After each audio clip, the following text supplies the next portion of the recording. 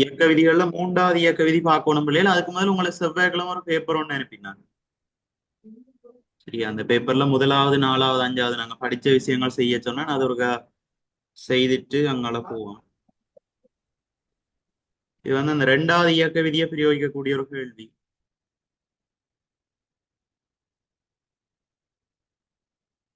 சரியா, ஒரு ஒன்றில பாருங்க, ஒரு ட்ரொல்லி ஒன்று இருக்கு. அந்த ட்ரொல்லியில 10 கிலோகிராம் துணியுடைய ஒரு பெட்டி ஒன்று வைக்கப்பட்டிருக்குது. ஒரு பியில பாத்தீங்கன்னு சொன்னா 5 கிலோகிராம் துணியுடைய ஒரு பெட்டி ஒன்று வைக்கப்பட்டு, ட்ரொல்லி வந்து சமனானது. ரெண்டிலே வைக்கப்பட்டிருக்கிற அந்த ட்ரொலி வந்து சமனானது. ஆனா பெட்டி வந்து வேற வேற திணிவுகள் இருக்கு. ஒன்று 10 கிலோ, மற்றது 5 கிலோ. திணிவுகள் வித்தியாசம். முதலாவது கேள்வி, ஒரு ஏக்கும் ஒரு பிக்கும் சம அளவான சமப்படுத்தப்படாத விசைகள் பிரயோகிக்கப்படும் போது. ரெண்டிலே நாங்கள் ஒரே விசையை கொடுக்கிறோம். சரியா, ரெண்டு தொகுதிகள்லையுமே ஒரே விசையை கொடுக்கிறோம்.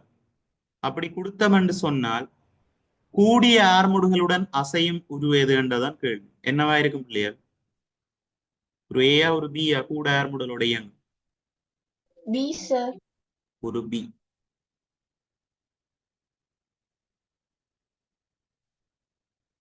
சரி, அதாவது நியூட்டன் இரண்டாவது இயக்க விதிப்படி ஜாதாயினம் ஒரு பொருள்ல தொழிற்படுகின்ற ஆர்முடுகள் திணிவுக்கு நேர்மாறு வீத சமம். திணிவு கூடிச்சன்னா ஆர்முடுகள் குறையும், திணிவு குறைஞ்சா ஆர்முடுகள் கூடும். அதுல 10 கிலோவை விட 5 கிலோ திணிவு குறைவு, திணிவு குறைஞ்சதுக்கு ஆர்முடுகள் வந்து கூடவா இருக்கும். அதால ஒரு பி என்று சொல்றோம். அடுத்து அவதானத்திலிருந்து பெறும் முடிவு யாது என்று சொன்னால், அதான் திணிவு ஜாதாயினம் பொருள் ஒன்றில் தொழிற்படுகின்ற ஆர்முடுகளானது திணிவுக்கு நேர்மாறு வீத சமம் என்று போட்டிங்கன்னு. சரியா, ஜாதாயினம் பொருள் ஒன்றில் தொழிற்படுகின்ற ஆர்முடுகளானது திணிவுக்கு நேர்மாறு வீத சமம்.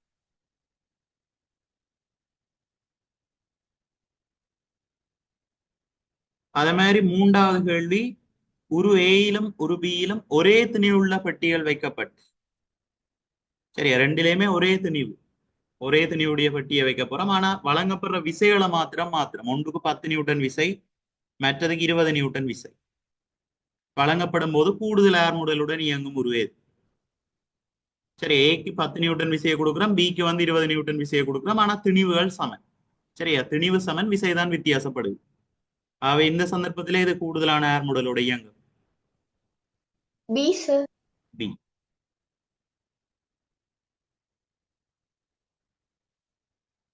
சரி, எமது விடைக்கான காரணம் என்றேக்குள்ள விசை யாதாயினும் ஒரு பொருள்ல தொழிற்படுகின்ற ஆர்முடுகள் அந்த பொருள்ல தொழிற்படுகின்ற சமப்படுத்தப்படாத விசைக்கு நேர்வீத சமம்.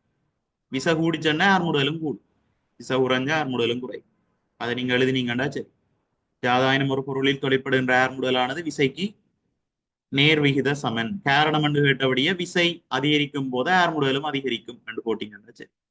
சரிங்க, காரணம் என்று கேட்டிருக்கிறபடியா விசை கூடும் போது அல்ல சமப்படுத்தப்படாத விசை அதிகரிக்கும் போது ஆர்முடுகளும் அதிகரிக்கும். சரி, ஆர்முடுகளும் அதிகரிக்கும். அடுத்த ஒரு பியில் பெட்டின திணிவு 5 கிலோகிராம் ஆகவும் பிரயோகிக்கப்பட்ட சமப்படுத்தப்படாத விசை 20 நியூட்டன் ஆகவும் இருப்பின் அதன் ஆர்முடுகளை காண்க.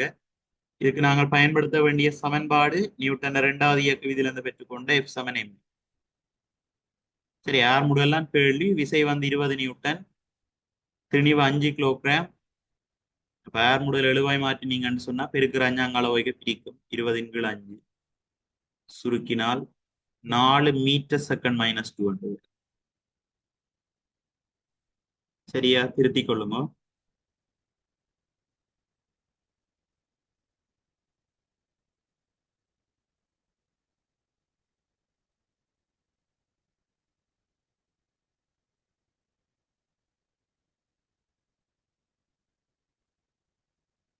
ரெண்டாவது மூன்றாவது இயக்க விதியிலிருந்து அந்த கேள்வி. அது மாதிரி இந்த நாலாவதும் செய்யலாம்.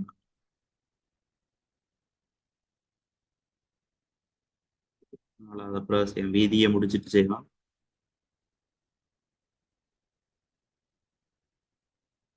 இது செய்யலாம். இதை பாருங்க, பிரயோகிக்கப்படும் விசை அதிகரிக்கப்படும் போது ஆர்முடுகள் குறை. இது என்ன பிள்ளையார்? சரியா பிள்ளையார்? ஒரு பொருள்ல தொழிற்படுகின்ற விசை கூடைக்குள்ள ஆர் முதல் குறையும் என்று தந்திருக்கணும். இது சரியா பிள்ளையா கூத்து? பிழை சார். சரி, ஆர் முதல் விசைக்கு நேர் வீத சமன் கூடிச்சண்டா கூடும் அவரு. ரெண்டாவது, பொருளின் திணிவு அதிகரிக்கும் போது ஆர் முதல் குறை. இது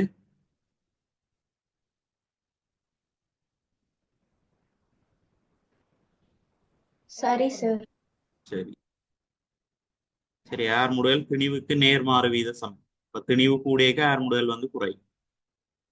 நிறை ஒரு காவிக்கணியம், அதன் அலகு நியூட்டன் ஆகும். சரியா? நிறை பிழை என்றது சார். வந்து நிறை வந்து காவிக்கணியம். சரி, இப்ப திணிவு நிறையன்னு ரெண்டு விஷயம் இருக்கு, இதுல படிப்பீங்கள். திணிவுன்னு சொன்னா ஒரு பொருளுண்ட சடப்பொருள் அளவு தான் திணிவு.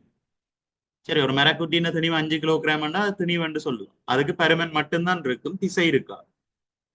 ஒரு மரக்குட்டியை நாங்கள் இங்க வச்சா என்ன, இல்லாட்டி ஒரு செவ்வாயில வச்சா என்ன, செவ்வாய் கிரகத்துல வச்சா என்ன, அதுல திணிவு 5 கிலோகிராம் தானே, அது மாறாது. ஆனா நிறையண்டா என்னன்னு சொன்னா, எங்கட புவிக்கு ஒரு ஈர்ப்பு ஆர் முதல் இருக்குது. புவி வந்து தன்னை நோக்கி எல்லா பொருட்களையும் கவர்ந்து கொள்ளும். அதுதான் ஈர்ப்பு விசைன்னு சொல்லுவோம். ஈர்ப்பு விசை காரணமா உண்டாகிற ஏர் முடுதலுக்கு பேரு ஈர்ப்பு ஏர் முடுதல்னு சொல்றோம். சரி, ஒரு விசை காரணமா ஒரு பொருள்ல தொழிற்படுகின்ற அந்த வேக அதிகரிப்பை நாங்கள் ஏர் முடுதல்னு சொல்ற மாதிரி, புவியின் ஈர்ப்பு விசை காரணமா புவிக்கு இருக்கக்கூடிய ஏர் முடல் ஈர்ப்பு ஏர் முடல்னு சொல்லுவோம். அந்த ஈர்ப்பு ஏர் முடல் எல்லா பொருட்களையும் தொழிற்படும்.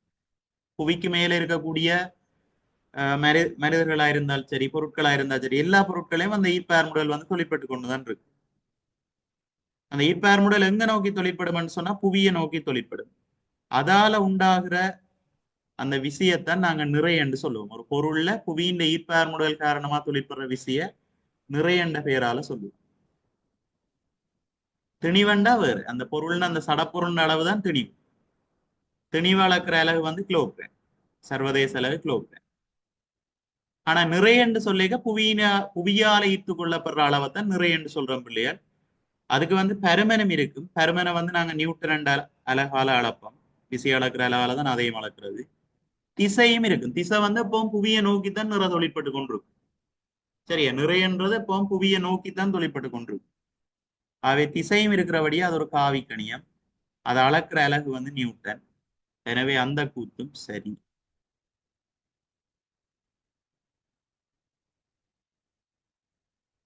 அடுத்த பாருங்க, ஏர் முடுகலை அளவிடும் சர்வதேச அலகு மீட்டர் செகண்ட் -2. இது சரியா?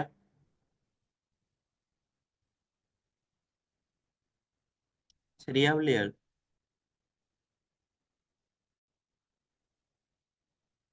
சரி சார். சரி சார். Right, metre second -2.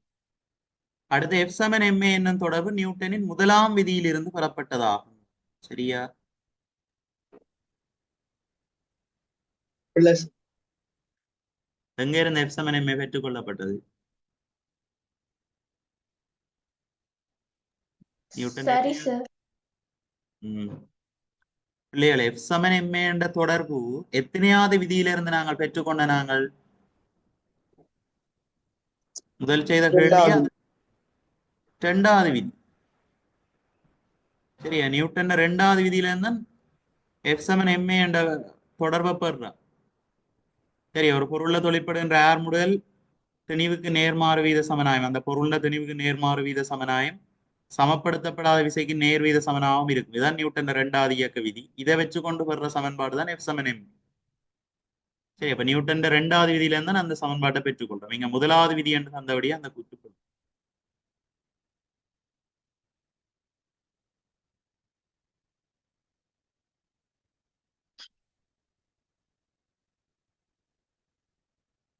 நான் பார்த்து கொண்டிருக்காம திருத்துங்கோ.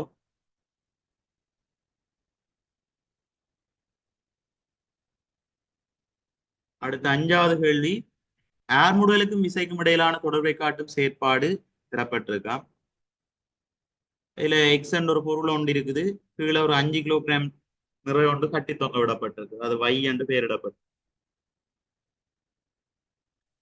த்ரொல்லியின் இயக்க நிலையில் தொழிற்படும் விசைகளை குறித்து காட்டுக.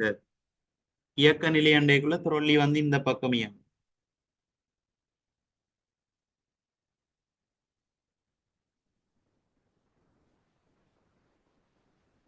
சரியா? நிற கீழ் நோக்கி இழுக்கும்.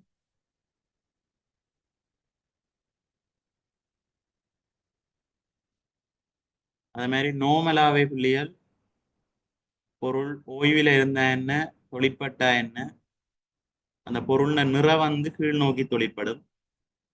அது மாதிரி அந்த பொருள் இருக்கிற மேற்பரப்பு வந்து அந்த பொருளுக்கு ஒரு மறுதாக்கத்தை கொடுக்கும், அது வந்து மேல் நோக்கி தொழிற்படும். அது எப்பவும் இயங்கி தொழிற்பட்டு கொண்டிருக்கு. சரி, அதை பற்றி இப்ப 3வது இயக்க விதியில பார்ப்போம். அடுத்த த்ரொல்லியின் மீது வைக்கப்படும் எக்ஸில் திணிவை அதிகரிக்கையில் ஆர்முடுகளுக்கு ஜாது நிகழும். திணிவு கூடிச்சண்டை ஆர்முடல் என்ன செய்யும் பிள்ளை? ஆர்முடுகள் குறை. திணிவு கூடினால் ஆர்முடுகள் வந்து குறை. அதே மாதிரி இழையின் மீது தொழிற்படும் இழுவிசையை காண்க. போன கிளாஸ் செய்த கேள்வி மாதிரி இழையின் மீது தொழிற்படும் இழுவிசை எவ்வளவாயிருக்கு? பொருண்ட திணிவு அந்த சுமையின் திணிவு 5 கிலோகிராம். அப்ப நிறை 50 நியூட்டன். எனவே இழுவிசையும் எவ்வளவாயிருக்கு?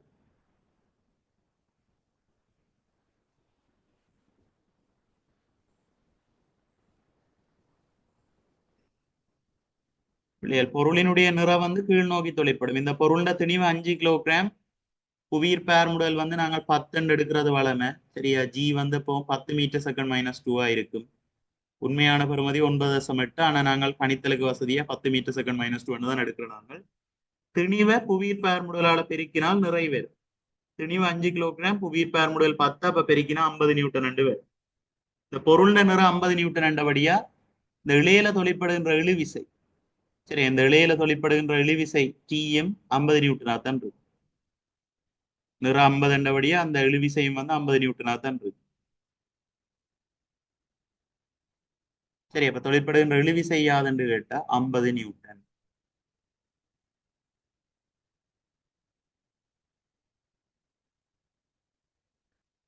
அடுத்த பாருங்க, த்ரொல்லி எக்ஸில் மாற்றம் ஏற்படாதிருக்கையில் வையில் நிறைய அதிகரிக்கும் போது ஆர்முடுகள் தொடர்பாகவும் அது அவதானம் ஜாது. இதுக்கு என்ன சொல்லுவீங்க? ஆர்மோடுகள் அதிகரிக்கும். ஆர்முடுகள் அதிகரிக்கும். நிற கூடிச்சன்னா இழுவிசையும் கூடும். இழுவிசை கூடிச்சன்னு சொன்னா பிரயோகிக்கப்பட்ட விசை அதிகரிக்குமா இருந்தா ஆர்முடுகளும் அதிகரிக்கும். அவதானம் ஜாதன்னா ஆர்முடுகள் அதிகரிக்கும்.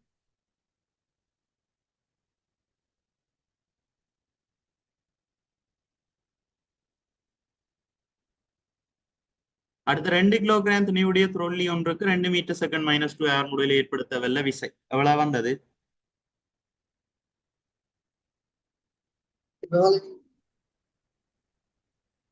துணிவு 2 கிலோகிராம், ஆர்முடல் 2 மீட்டர் செகண்ட் -2 பெருக்கினீங்கன்னா எவ்வளவு? 4 நியூட்டன்.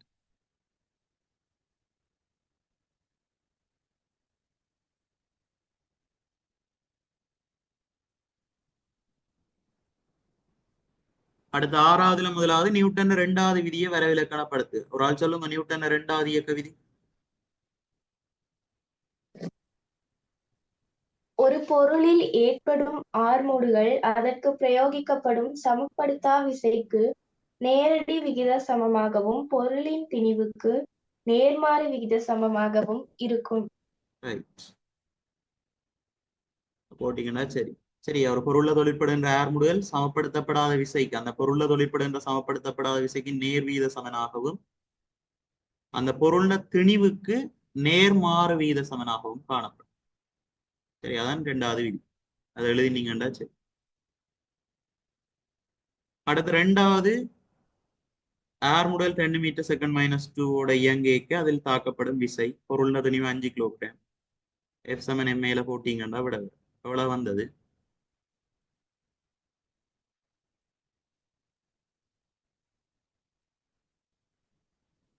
பத்து நியூட்டன். சரி, மற்ற உந்தம் எல்லாம் மணித்தான் படிப்போம். சரிதானே? உராய் விசை எல்லாம் அங்காலதான் பார்ப்போம். நாங்க இயக்க விதியை முடிச்சுட்டு 3வது இயக்க விதியை முடிச்சுட்டு அதுல மற்ற கேள்வியெல்லாம் பார்ப்போம். சரி, அவ்வளவு செய்த அவ்வளத்தையும் திருத்திக் கொள்ளுங்க. மற்றது பிள்ளைகள் ஏதாவது பேப்பர் போட்டா உடனே செய்து கொள்ளுங்க. சரியா? செய்துட்டு நாங்க அப்புறம் டிஸ்கஸ் பண்ணிக்கதான் பிரியோசனமா இருக்கு. குரூப்ல ஏதாவது நாள்ல கிளாஸ் நடக்காட்டி பேப்பர் போடுவேன். இந்த பேப்பரை உடனே அந்த டைம்லயே செய்து வை.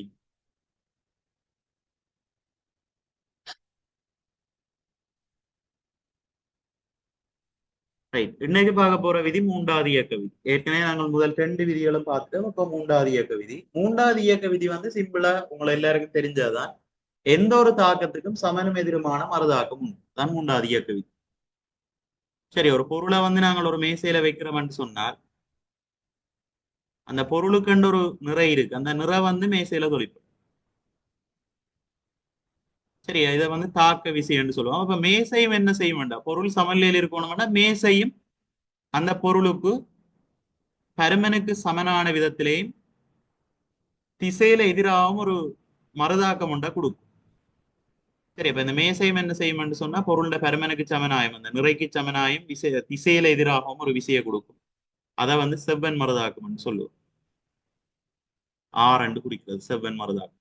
டபிள்யூ என்ன நிறை. சரி, இதுல டபிள்யூன்றது வந்து தாக்கம் என்று சொல்லுவோம், ஆர்ன்றது மறுதாக்கம் என்று சொல்லுவோம். சரி, இதான் நியூட்டன் மூன்றாவது இயக்க விதி. அதாவது எந்த ஒரு தாக்கத்துக்கும் சமனும் எதிருமான மறுதாக்கம் உண்டு.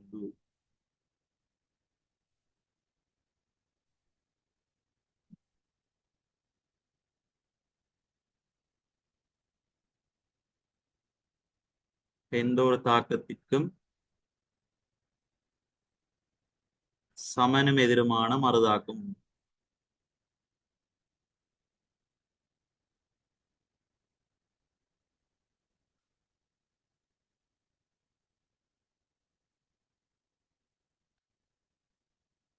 டியூப்ல எழுதி கொள்ளுங்க.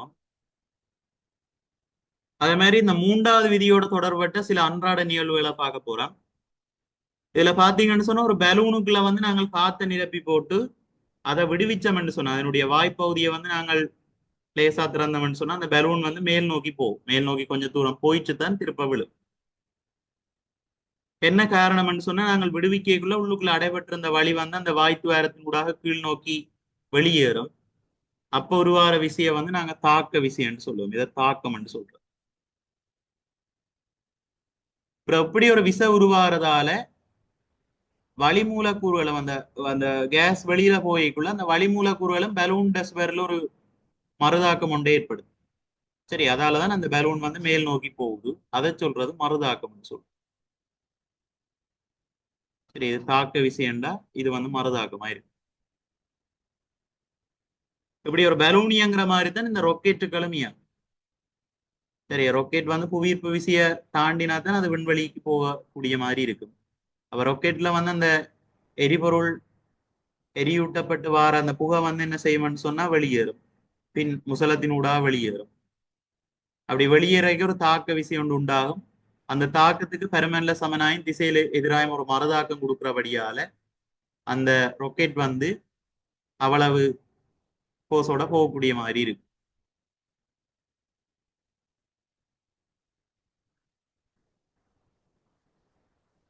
அதே மாதிரி இங்க பாருங்க, ஒரு துடுப்பு வலிக்கப்படுற ஒரு சந்தர்ப்பம். துடுப்பை நாங்கள் ஒரு படகு இயங்கைக்குள்ள துடுப்பை பயன்படுத்துவோம். துடுப்பை பயன்படுத்தி நீருக்கு ஒரு தாக்க விசையை கொடுக்கும். துடுப்பு மூலமா நீரை வந்து அங்கால பக்கம் தள்ளும். சரி, தாக்கம் என்று சொல்றோம். இப்ப நீரும் என்ன செய்யும்னு சொன்னா அந்த தாக்கத்துக்கு பெருமன்ல சமனாயும் திசையில எதிராகவும் படகுக்கு ஒரு விசையை கொடுக்கும். இப்ப துடுப்பை நாங்கள் பின்னால வலிக்கைக்குள்ள படகு வந்து முன்னோக்கி போகும். படகுல தொழிற்படுற விஷயம் மறுதாக்கம் என்று சொல்லுவோம்.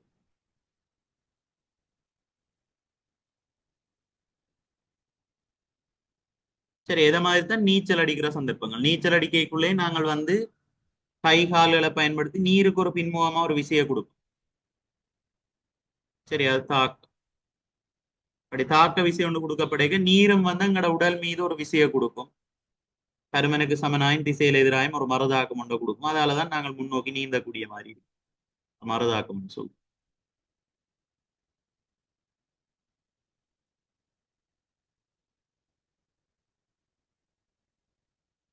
சரி, அப்ப இதுகள் எல்லாமே ஒரு பொருள்ல தொழிற்படுகின்ற மூன்றாவது இயக்க விதிக்கான உதாரணங்கள். தாக்கம் இருந்தா ஒரு மறுதாக்கம் ஒன்று இருக்கும். பெருமன்ல சமனாயும் திசையில எதிராயும் ஒரு மறுதாக்கம் ஒன்று தொழிற்பட்டு கொண்டு.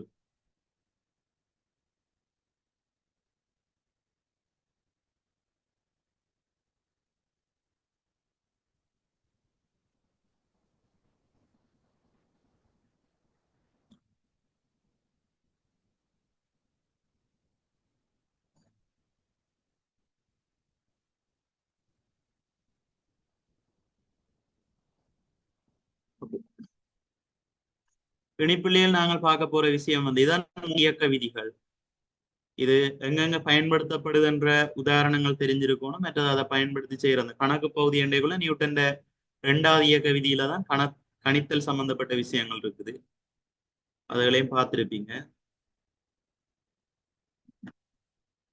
இனி நாங்கள் படிக்க வேண்டிய விஷயம் வந்து உந்தமண்டா என்னன்னு தெரியும். உந்தம். சரி, உந்தமண்டா என்னன்னா ஒரு இயங்கக்கூடிய பொருள்ட இயக்கத்தை நிறுத்துறதுக்கு இருக்கக்கூடிய கடினத்தன்மையத்தான் உந்தமண்டு சொல்றோம். இயங்கி கொண்டிருக்கிற ஒரு பொருள்ட அந்த இயக்கத்தை நிறுத்துறதுக்கு இருக்கக்கூடிய கடினத்தன்மையத்தான் உந்தமண்டு சொல்றோம்.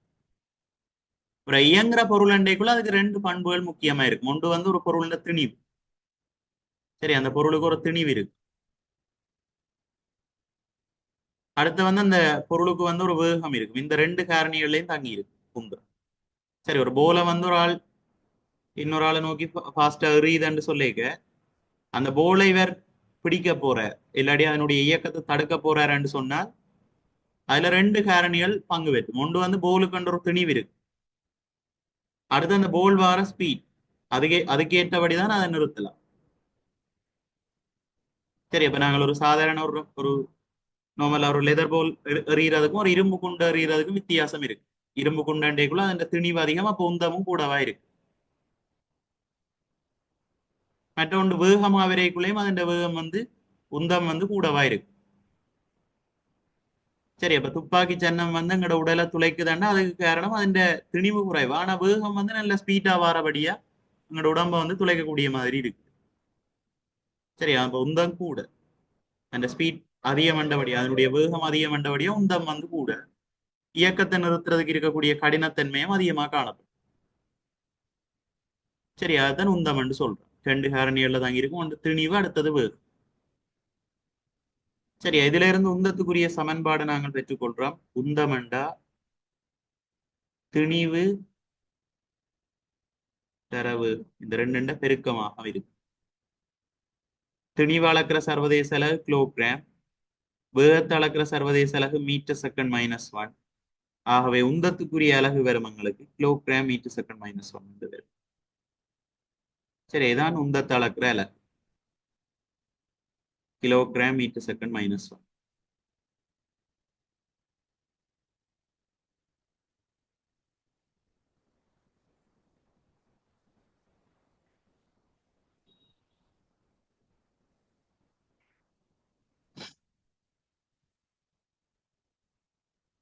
சரி, அனுப்பி விட்ட பாருங்க. அதுல மூன்றாவது கேள்வி மேல உந்தத்துக்குரிய சமன்பாடு அலகு எல்லாம் தரப்பட்டிருக்கு. ஒரு பொருளின் உந்தம் தங்கியுள்ள ரெண்டு காரணிகளும் அவை என்றா திணிவிலையும் வேகத்திலையும் தங்கி இருக்கும். அதை பொறுத்து தான் அதனுடைய கடினத்தன்மை வித்தியாசப்படும். ஒன்று திணிவு, அடுத்த வந்து அந்த பொருளினுடைய வேகம். அடுத்த வேறங்க ஒரு கேள்வி, ஒரு மோட்டார் வாகனத்தின் திணிவு 500 கிலோகிராம் ஆகும். அது வேகம் 8 மீட்டர் பெர் செகண்டுடன் இயங்கும் போது அதன் உந்தம் உந்தம் சமன் திணிவு தர வேகம். திணிவுக்கு பதில் 500 கிலோகிராம், வேகத்துக்கு பதிலா 8 மீட்டர் பெர் செகண்ட் பெருக்கினீங்கன்னு சொன்னா 4000 கிலோகிராம் மீட்டர் செகண்ட் -1 சரி, அதுல கவனம் உந்தத்தின் அலகு கிலோகிராம் மீட்டர் செகண்ட் -1 வரணும்டா திணிவங்களுக்கு கிலோகிராமிலையும் வேகமங்களுக்கு மீட்டர் பெர் செகண்ட்லையும் இருக்கும். திணிவு கிராமில் தந்திருந்தா அதை நாங்கள் கிலோகிராமுக்கு மாத்திட்டு செய்யும். அதுகளை கவனிச்சீங்கன்னா சரி.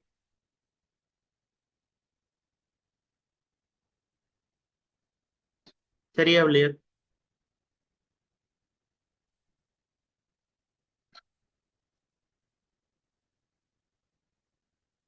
டியூட்ல நோட் பண்ணிக்கொள்ளுங்க.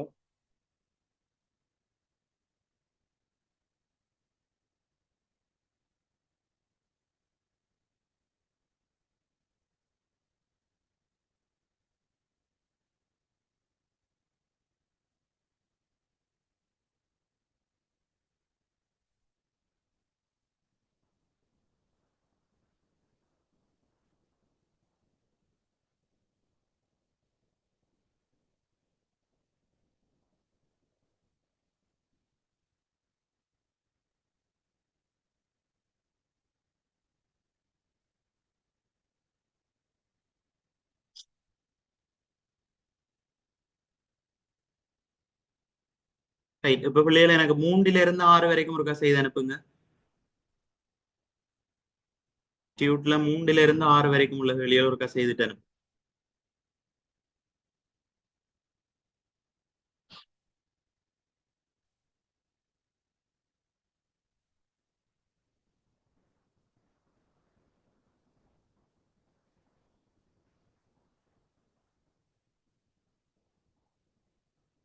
இப்ப 7 வரைக்கும் செய்யலாம் நினைக்கிறேன். சரியா? நேர்கோட்டியகம் சம்பந்தப்பட்டிருக்கு. 3 to 7 வரைக்கும் ஒருக்கா செய்துட்டு அனுப்புங்க குயிக்கா. சரி, எல்லாரும் டியூட் பிரிண்ட் அவுட் எடுத்திருப்பீங்க. அதுல ஒருக்கா செய்துட்டு போட்டோ எடுத்து அனுப்புங்க எனக்கு.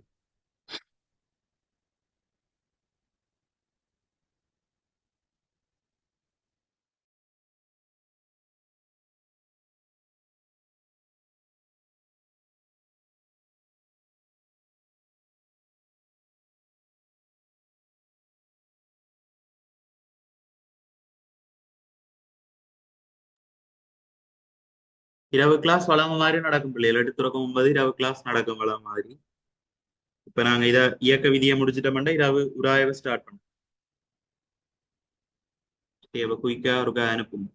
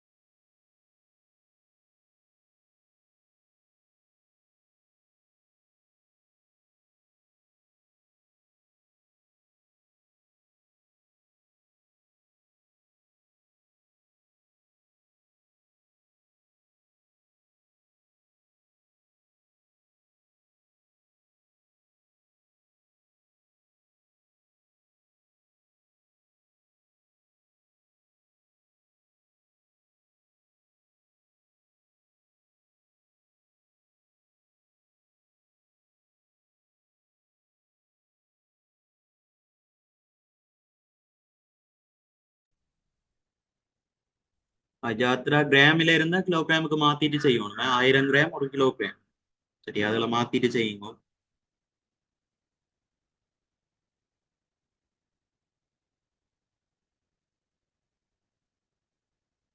மெட்டாக்களும் அனுப்புங்க பிள்ளையா.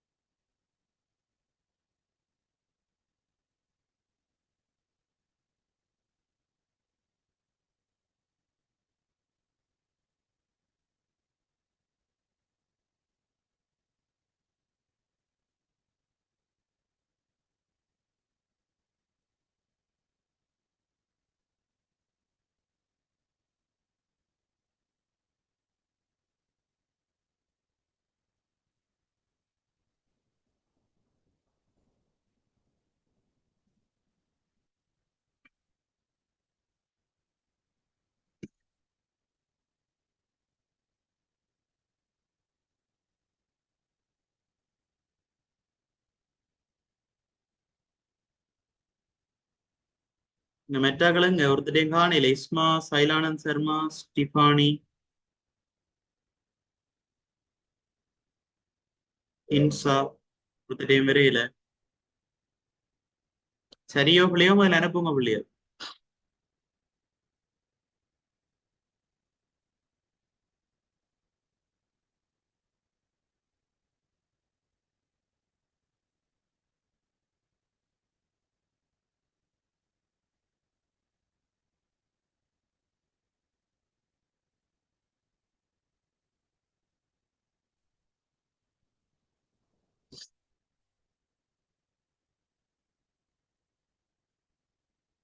ரைட், கவனிங்க.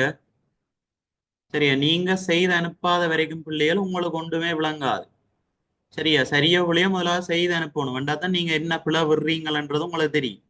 சும்மா அப்படியே ஆவணும்னு இருந்துட்டு போறதுல எந்த பிரயோசனமும் இல்லை. சரியா, செய்து அனுப்ப சொன்னா ரெண்டு பேர் தான் செய்து அனுப்புறது.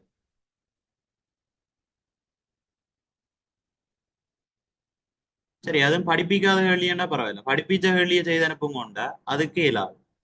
அண்டா என்ன செய்ய போறீங்க? சில பேருங்க முதலாவது கேள்வி உந்தம் தான் கேள்வி. அப்ப உந்தம் சமன் திணிவு தரவேகம், அதுல பிரதிடுறதானே. அதுல என்ன உங்களுக்கு பிரச்சனை இருக்குது? உந்தமண்டா திணிவு தரவேகம், அதை முதல்ல எழுதுங்க. உந்தம் சமன் திணிவு தரவு. திணிவு சொன்னா கிலோகிராமில போடணும். கிராமில இருந்தா நீங்க கிலோகிராமுக்கு மாத்தும். 1000 கிராம் 1 கிலோகிராம். சரி, 1000 கிலோகிராம்ன்றது சாரி 1000 கிராம்ன்றது 1 கிலோகிராமுக்கு சமன். கிராமில தரப்பட்டா அதை கிலோகிராமுக்கு மாத்துறதுக்கு 1000ஆல பிரிக்கும். அப்ப இங்க 20 கிராம் தந்திருக்கிறபடியா கிலோகிராமுக்கு மாத்த 1000ஆல பிரிப்பீங்கள். தர வேகத்துக்கு பதிலா 500 மீட்டர்/செகண்ட், அதை நேரடியா போடலாம். 500 சைவர் எல்லாம் வெட்டலாம். மேல 3 சைவர், கீழே 3 சைவர் வெட்டுங்கோ. IV2 10 வரும். அலகு முக்கியம். உந்தமண்டு கேட்டபடியா 10 கிலோகிராம்/மீட்டர்/செகண்ட் -1.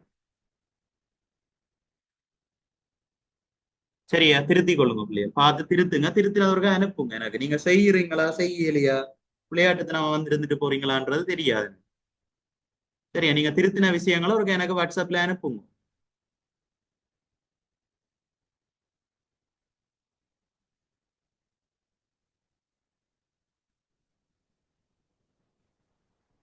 4வது, ஒரு குறித்த பொருளின் நிறை 5 நியூட்டன் ஆகும். அது 6 மீட்டர்/செகண்ட் வேகத்துடன் இயங்கும் போதும். இங்க நிறை தந்திருக்கு, நிறை 5 நியூட்டன் தந்திருக்கு. ஆனா உந்த மண்டைக்குள்ள உங்களுக்கு திணிவு தான் வேணும். சரி, அப்ப நிறைக்கும் திணிவுக்கும் உள்ள தொடர்பை பாத்தீங்கன்னா, நிறை சமன் திணிவு தர புவியீர்ப்ப ஆர்முடுகள். எனக்கு திணிவு தான் இப்ப தேவை. திணிவை எழுவாய் மாற்றம் செய்தனண்டா பெருக்கிற புவியீர்ப்ப ஆர்முடல் அங்க போய்க்குள்ள பிரிக்கும். WG என்று வரும். டபிள்யூக்கு பதிலா 5 நியூட்டன், நிறைக்கு பதிலா 5 நியூட்டன், புவியீர்ப்ப ஆர்முடலுக்கு பதிலா 10. அப்ப 5 10ஆல பிரிச்சோம்னு சொன்னால் -5 வரும். திணி கொண்டு போய் அப்ளை பண்ணும். உந்தம் சமன் திணிவு தர வேகம், திணிவுக்கு பதிலா 5/10 வரும்.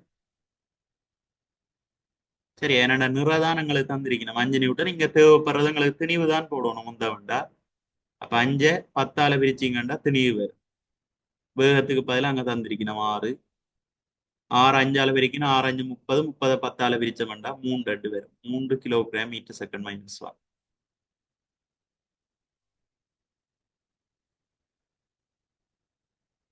சரியா பிள்ளைகளா? நாலாவது கண்ட விதம் விளங்கிட்டா? நாலாவது சரியா எல்லாருக்கும்? ஓம் சார். ஓ சார்.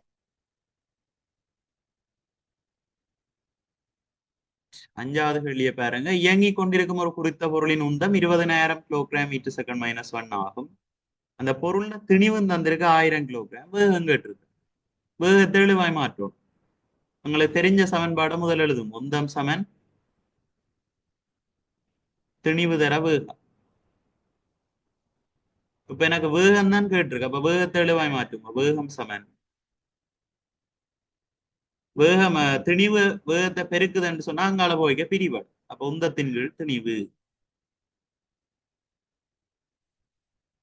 சரி, உந்தத்தின் கீழ் திணிவு. உந்தம் தந்திருக்கினம் 20,000 கிலோகிராம் மீட்டர் பெர் செகண்ட். திணிவு தந்திருக்க 1000 கிலோகிராம். சைவரையும் சைவரையும் ஈஸியா வெட்டலாம். கீழே 3 சைவர், மேல 3 சைவர் வெட்டுங்க. ஆகவே எனக்கு வெறும் 20 கிலோகிராம், சாரி 20 வேகம் என்றபடியா மீட்டர் பெர் செகண்ட். சரி, அப்ப வேகம் கேட்டபடியா வேகத்தின் அலகு கொடுக்கணும் பிள்ளைகள். அலகு சரியா போடுறதுக்கு எல்லாம் மார்க்ஸ் இருக்கு, அதுல கவனிச்சுக்கொள்ளும். சரி, எங்க வேகம் என கேட்டபடியா 20 மீட்டர் பெர் செகண்ட். சரி, எவ்வளோத்தையும் திருத்திக் கொள்ளும்.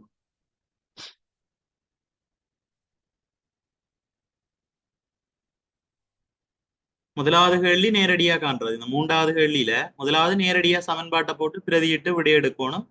இங்க மாற்றம் செய்ய வேண்டிய விடயம் அலகு மாற்றம். கிராமில தந்திருக்கிறத கிலோகிராமுக்கு மாற்றும்.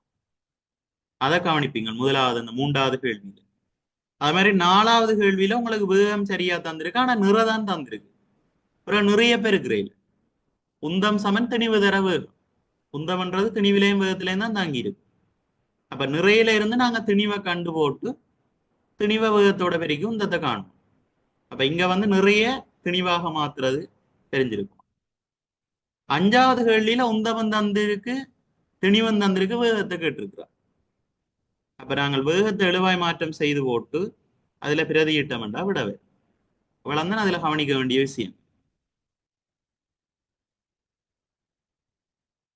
சரியா? 3 தொடக்கம் 5 ஓகேயா பிள்ளையார்?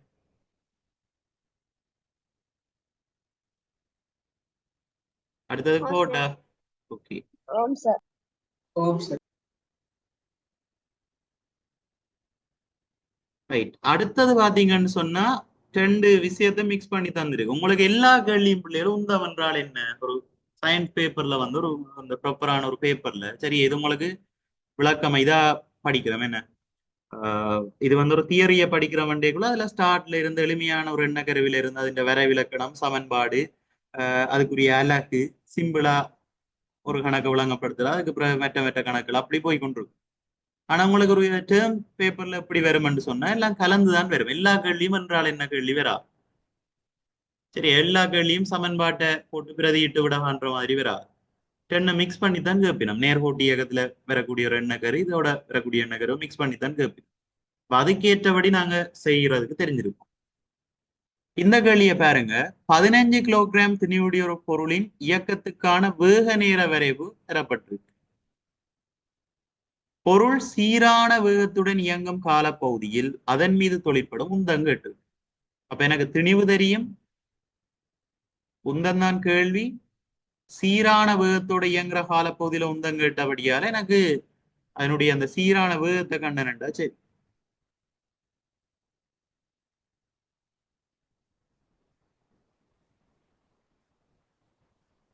சரி. அப்ப வரைவை பாத்தீங்கன்னு சொன்னால் சீரான வேகத்தோட இயங்குற காலப்பகுதியை சொல்லுங்க பாப்போம். சீரான வேகத்தோட இங்க என்ன காலப்பகுதியில இருந்து என்ன காலப்பகுதிக்குள்ள சீரான வேகம் இந்த கிராஃப்ல காட்டப்படுது.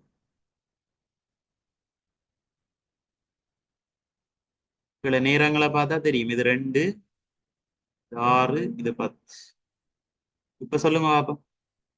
என்ன நேரத்துல இருந்து என்ன நேரம் வரைக்கும் சீரான வேகத்தோட கிராஃப் இருக்கு? 2 தொடக்கம் 10 நிமிடங்கள் வரை. ரைட். 2 தொடக்கம் 10. சரியா? 2ல இருந்து 10 வளர்ந்தான் சீரான வேகம். என்ன நேரத்தோட வேகம் மாறக்கூடாது. சீரான வேகம். அப்ப சீரான வேகம் எவ்வளவா இருக்கும்?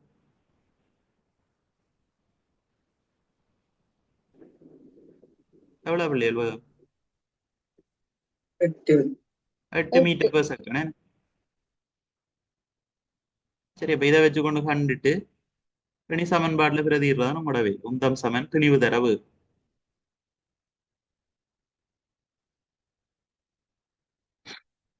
சரியா, திணிவுக்கு பதிலா தந்திருக்கணும் 15 கிலோகிராம், வேகத்துக்கு பதிலா 8 மீட்டர் பெர் செகண்ட் கண்டிருக்கிறீங்க. பெருக்கி விட்டீங்கன்னா விட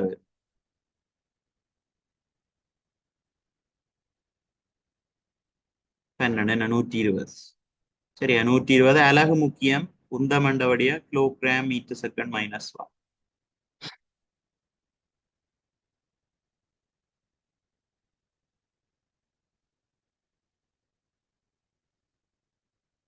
அது மாதிரி அடுத்த 7வது கேள்வியை பாருங்க. 8 கிலோகிராம் திணிவுடைய ஒரு பொருள் நிலைக்குத்தாக மேல் நோக்கி எறியப்பட்டது. இயக்கம் ஆரம்பிக்கும் போது அதன் வேகம் 5 மீட்டர் பெர் செகண்ட். சரி, ஆரம்பிக்க வேகம் 5 மீட்டர் பெர் செகண்ட். அதன் திணிவு 8 கிலோகிராம். அதனை மேல் நோக்கி அனுப்ப தேவையான உந்தம். மேல் நோக்கி அனுப்பைக்குள்ள அதனுடைய வேகம் தெரியும், அதனுடைய திணிவு தெரியும். ஆகவே நேரடியா போட்டு விட்டா உந்தம் வரும். சரியா, கேள்வியை பாருங்க பிள்ளைகள் வடிவம். அதனை மேல் நோக்கி அனுப்ப தேவையான உந்தம். மேல் நோக்கி அனுப்புற அந்த கணத்துல உந்தம் கேட்டு.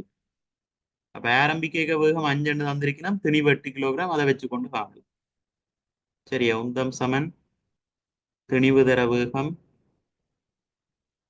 திணிவுக்கு பதிலா 8 கிலோகிராம், வேகத்துக்கு பதிலா 5, பெருக்கி விட்டீங்கன்னா 8 5 40 பேர் 40 கிலோகிராம் மீட்டர் செகண்ட் மைனஸ் 1.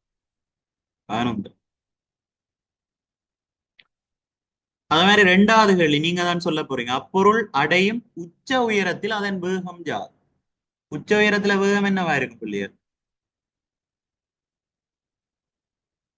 ஒரு பொருளை நான் மேல் நோக்கி எறிகிறேன், ஒரு மேக்சிமம் ஹைட் வரைக்கும் போயிட்டு ஒரு உச்ச உயரம் வரைக்கும் போயிட்டு திருப்ப கீழே விழுந்துடும். அப்ப அந்த உச்ச உயரத்துல அதனுடைய வேகம் எவ்வளவா இருக்கு? எவ்வளவு?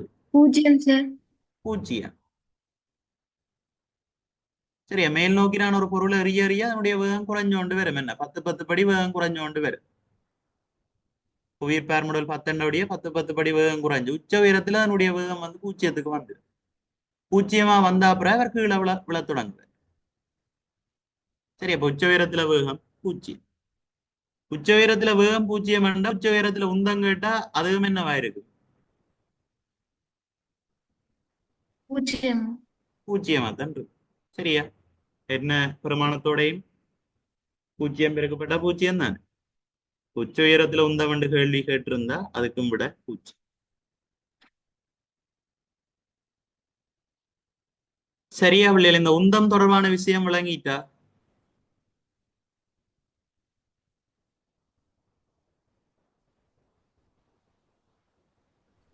ஆம் ஓம் சார். சார். ஓகே, ஓம் சார். சரி. இனி அடுத்த பகுதி எங்களுக்கு தெரிய வேண்டியது இந்த திணிவுக்கு நிறைக்கும் இடப்பட்ட தொடர்பு தெரியும்.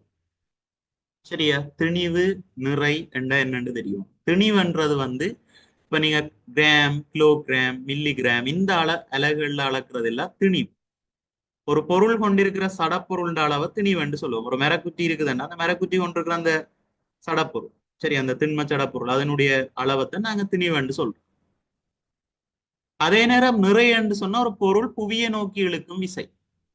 ஒரு பொருள் ஒன்று இதுல இருக்குது, இந்த பொருள் புவி அந்த பொருள்ல வந்து எல்லா பொருட்கள்லையும் புவியின் ஈர்ப்பு விசை வந்து தொழிற்பட்டு கொண்டுதான் இருக்கு. அப்ப அந்த புவியின் ஈர்ப்பு ஆர்முடல் காரணமா ஒரு பொருள்ல தொழிற்பட்டு கொண்டிருக்கிற விஷயத்தான் நாங்க நிறை என்ற பெயரால சொல்லுவோம். சரி, ஒரு பொருளை புவியை நோக்கி இழுக்கிற அந்த விசைக்கு பேர் தான் நிறை. திணிவின் சர்வதேச அலகு வந்து கிலோகிராம். கிலோகிராம், மில்லிகிராம் எல்லாத்தாலையும் அளப்போம். ஆனா சர்வதேச அலகுன்னு கேட்டா அது வந்து kilogram. Symbol K symbol G போடும். அதே மாதிரி நிறைந்த சர்வதேச அலகண்டைக்குள்ள அது வந்து நியூட்டன் ஆகும். சரியா, நிறைந்த சர்வதேச அலகு நியூட்டன், கேபிட்டல்.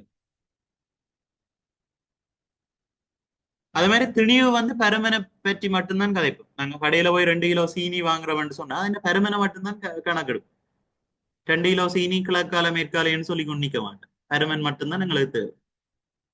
இப்ப திணிவு வந்து பருமன் பற்றி மட்டும் கதைக்கிறபடியா திணிவு வந்து ஒரு எண்ணி கணியம். சரியா? திணிவுன்றது எண்ணிக்கணியம். அதே நேரத்துல நிற வந்து புவிய நோக்கி இழுக்கிற விசையண்டபடியே அப்போ நிற வந்து புவிய நோக்கி கீழ் நோக்கி தான் தொழிற்பட்டு கொண்டிருக்கு. அப்ப நிறைய பற்றி நாங்க கதைக்குள்ள அதுக்கென்று ஒரு பருமன் இருக்கு, அதோட அதுக்கென்று ஒரு திசையும் இருக்கு. புவியை நோக்கி தொழிற்பட்டு கொண்டிருக்கு.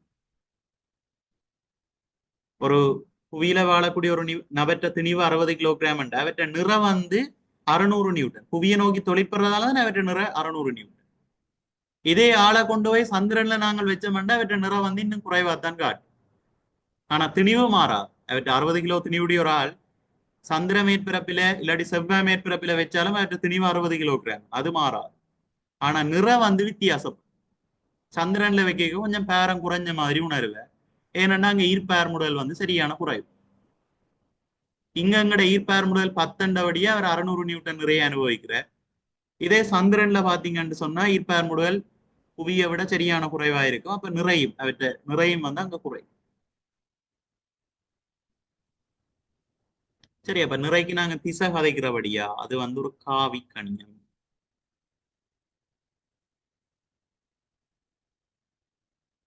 மற்ற நிறைக்கும் திணிவுக்கும் உள்ள தொடர்பு நிறை சமன் திணிவ புவியீர்ப்பார் முடலால பிரிக்கினீங்கன்னா நிறைவு. சரியா? டபிள்யூன்றது நிறை, எம்ன்றது திணிவு, ஜின்றது புவியீர்ப்பார் முடல். திணிவப்பம் கிலோகிராம்ல கொடுக்குறோம் நாங்கள் சர்வதேச அலகு. அது மாதிரி புவியீர்ப்பார் முடல் அன்றைக்கு அதை அளக்குற சர்வதேச அலகு மீட்டர் செகண்ட் -2. எனவே நிறைய அளக்குற அலகு வரும் நியூட்டன். சரியா? நிறைய அளக்குற சர்வதேச அலகு நியூட்டன். சரி, எவ்வளோத்தையும் கம்ப்ளீட் பண்ணிக்கொள்ளுங்க.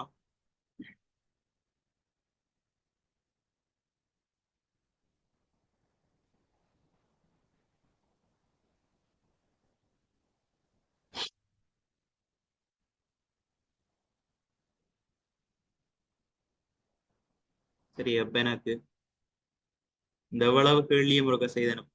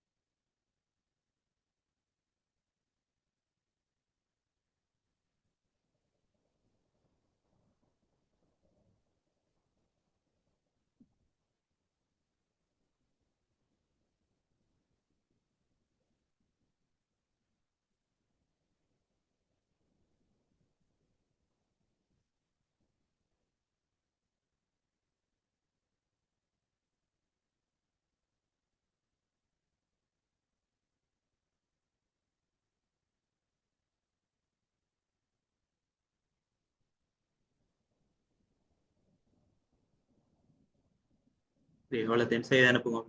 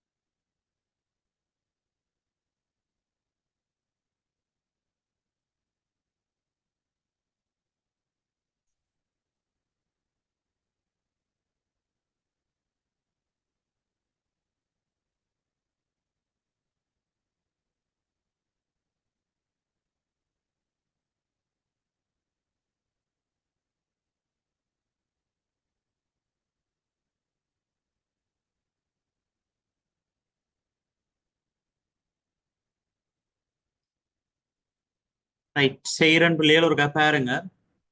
சந்திரனின் மேற்பரப்பில் புவியீர்ப்பு ஏர்முடுகல் புவி மேற்பரப்பின் புவியீர்ப்பு ஏர்முடுகலின் 1/6 பங்காகும். அதாவது சந்திரன் ஈர்ப்பு ஏர்முடுகல், சரியா, சந்திரன் ஈர்ப்பு ஏர்முடுகல் புவியின் ஈர்ப்பு ஏர்முடுகல் மாதிரி 1/6 பங்கு, சரியா, அதான் അതിന്റെ விளக்கம். இப்ப கேள்வி, புவியீர்ப்பு ஏர்முடுகல் 10 மீட்டர் செகண்ட் -2 எனில் 54 கிலோகிராம் திணிவுடைய ஒருவரின் நிறை சந்திரன் மேற்பரப்பில் ஜாதாக இருக்கும். அப்ப நிறைக்கும் திணிவுக்கும் உள்ள தொடர்பு W = M × G. இல்ல W என்றா நிறை, M என்றா திணிவு, G என்றா ஈர்ப்பு ஏர்முடுகல். திணிவு வந்து தெரியும் 54 கிலோகிராம். சந்திரன்ல நிற கேட்டபடியா, சரியா, சந்திரன்ல தான் எங்களுக்கு நிற கேட்டு கிடக்கு.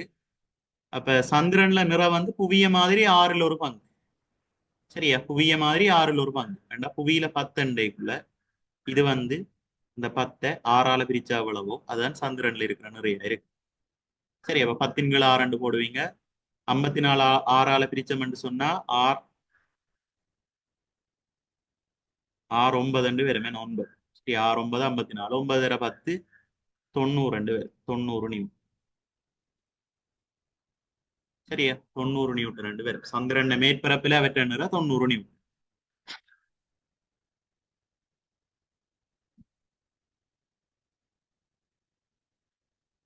சரி, இதே புவி என்றா பிள்ளைகள் 54 கிலோகிராம் திணிவுடைய ஒரு ஆள் புவியின் ஈர்ப்பு ஏர்முடுகல் பார்த்தா அப்ப 540 நியூட்டன் நிறைய அனுபவிப்பார். சந்திரன் அண்டைக்கு அத மாதிரி 1/6 பங்கு. அப்ப 540 6ஆல பிரிச்சு விட்டீங்கன்னா சரி 90. அப்படித்தான் காணும். அடுத்த ஒரு பொருள்ன திணிவு 1200 கிராம், கிராமில தந்திருக்கு. அப்ப அலகு மாற்றம் செய்யும், கிலோகிராமுக்கு மாத்தும். சந்திரன்ல இப்பொருள்ன திணிவு எவ்வளவு வந்து கேட்டு, சரியா, சந்திரன்ல இப்பொருள்ன திணிவு யாதுன்னு சொன்னா நீங்க பொருள்ன திணிவு சந்திரன்ல வச்சா என்ன, செவ்வாயில வச்சா என்ன, புவியில வச்சா என்ன, திணிவு வந்து இங்கே மாறாது. சர்வதேச அலகில நீங்க கொடுக்கணும். கிராம கிலோகிராமா மாத்துறதுக்கு 1000ஆல பிரிச்சு விட்டீங்கண்டா சரி. சரி, இது நாங்கள் ஏன் பிரிக்கிறோம்னா கிலோகிராமா மாத்துறதுக்கு தான் பிரிக்கிறோம். சரியா, மற்றபடி சந்திரனுக்கு கண்டு புரிம்பா காண தேவை. 2 0 2 0 வெட்டுப்படும். 1.2 கிலோகிராமாக இருக்கும். புவியில வச்சா என்ன, சந்திரன்ல வச்சா என்ன, அவற்ற திணிவு 1.2 கிலோ. சரியா, திருத்திக் கொள்ளுங்க பிள்ளையார். அதே மாதிரி ஒரு மேசையில 600 கிராம் திணிவுடைய பொருள் வைக்கப்பட்டிருக்கு. கிராம் அண்டபடியே கிலோகிராமுக்கு மாத்தோணும் என்றது மைண்ட்ல எப்பவும் உங்களுக்கு இருக்கும். பொருள் வைக்கப்பட்டுள்ள அந்த பொருள்னா நிறகிட்டு நேரடியா செய்யுது. நிறை சமன் திணிவு தர புவியீர்ப்பு ஏர்முடுகல். திணிவுக்கு பதிலா 600 கிராம் கிலோகிராமா மாத்துறதுக்கு 1000ஆல பிரிக்க வேணும். சரியா, கிராம கிலோகிராமா மாத்துறதுக்கு 1000ஆல பிரிக்க வேணும். புவியீர்ப்பு ஏர்முடுகல் 10. மேல 3 0 கீழே 3 0 வெட்டலாம். வெட்டின வண்டா விட வரும் 6 நியூட்டன். சரி, 600 கிராம் திணிவுடைய ஒரு பொருள் நிற வந்து 6 நியூட்டன்.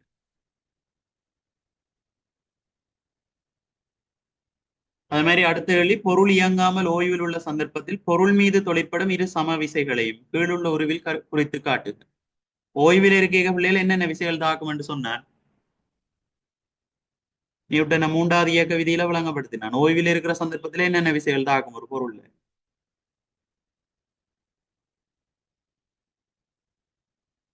ஒரு மேசைக்கு மேல பிள்ளைகள் ஒரு பொருள் ஒன்று வைக்கப்பட்டிருக்கு. அந்த பொருள் ஓய்வில இருக்குதாம். ஓய்வில இருக்கிற சந்தர்ப்பத்துல என்னென்ன விசைகள் தாக்கும். திணிவும் வேகமும். அது உந்தத்துக்கு. நான் கேட்டது விசை. விசைகள் பிள்ளைகள் என்னென்ன தாக்கும்.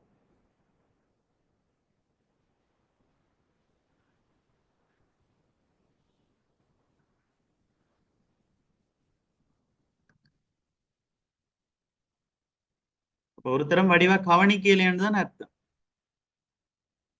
ஒரு பொருள் ஓய்வில் இருக்கைக்குள்ள 2 விசைகள் தாக்கும். அந்த நியூட்டன் 3வது இயக்க விதி படிப்பிக்கைக்குள்ள சொன்னேன்.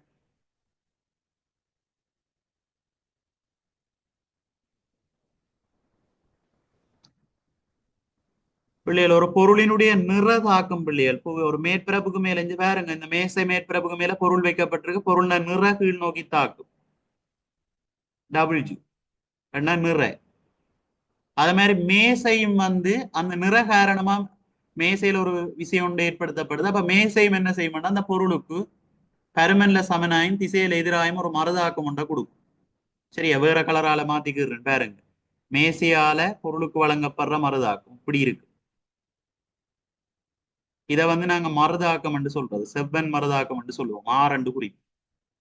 இதான் ஓய்வில் இருக்கைக தொழிற்பட்டு கொண்டிருக்கிற விசை, நிறையும் மருதாக்கம். இது ரெண்டும் சமனா இருக்கிறபடியே தான் பொருள் வந்து ஓய்வில் இருக்கு. டபிள்யூ என்றா நிறை, ஆர்ன்றது செவ்வன் மருதாக்கம். இது விளங்குதா பிள்ளைகள்?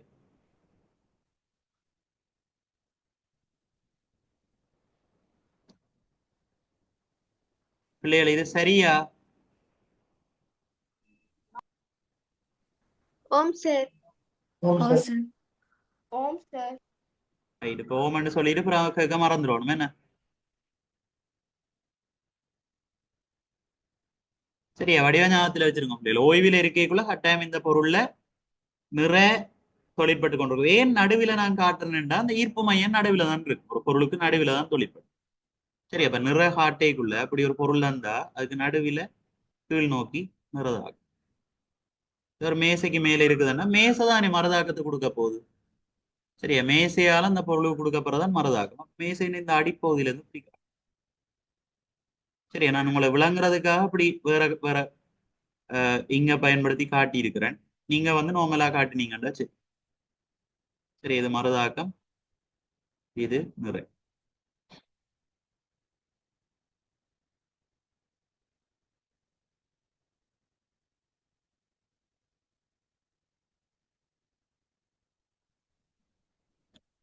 அது மாதிரி மேற்படி தோற்றப்பாடுடன் தொடர்புபடும் நியூட்டனின் விதியை பெயரிடுக. என்ன விதி? மூன்றாவது விதி. மூன்றாவது இயக்க விதி. சரியா, நியூட்டனின் மூன்றாம் விதி என்று போட்டா சரி. நியூட்டனின் மூன்றாம் விதி. சரியா, எந்த ஒரு தாக்கத்துக்கும் சமனம் எதிர்மான மறுதாக்கம் உண்டு. அதான் நீங்க ஏன் தொழிற்படுது. பொருள் நிறகீழ் நோக்கி தாக்குது. அந்த நிறைக்கு சமனாயும் நிறைய பருமனுக்கு சமனாயும் திசையில எதிராயும் ஒரு மறுதாக்கம் மேசையால வழங்கப்படுது. இப்ப மூன்றாவது விதி தான் இதுக்குரிய ஆன்சர். விதியை பேரிடுகின்றபடியா நீங்க நியூட்டன் மூன்றாவது விதி என்று கொடுத்தாலே சரி. விதி எழுதி காட்டு என்று சொன்னாதான் அதுக்குரிய விளக்கமா எழுதுவோம். இவ்வளவு சரியா பிள்ளையர்? கிளியரா?